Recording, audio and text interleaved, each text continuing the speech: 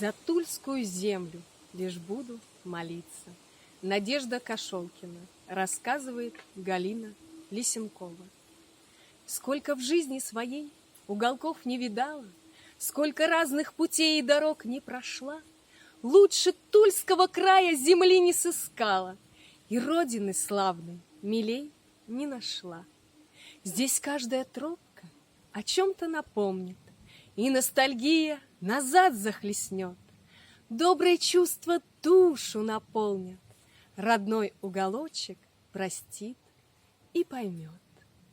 Я часто из Тульской земли уезжаю, куда-то спешу, край родной покидаю. Пускай ненадолго, но все же бросаю. Но знай, моя Тула, я очень скучаю, и в дальней дороге тебя вспоминаю. Я по праву могу своей Тулой гордиться, и даже завидую иной раз себе, что мне выпала честь в этом крае родиться и душою и сердцем с рождения влюбиться в эту землю, родимую в моей судьбе.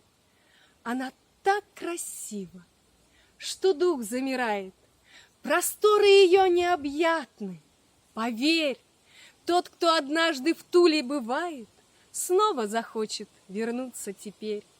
И люди великие здесь проживали. Да-да, в том краю, где сейчас нахожусь.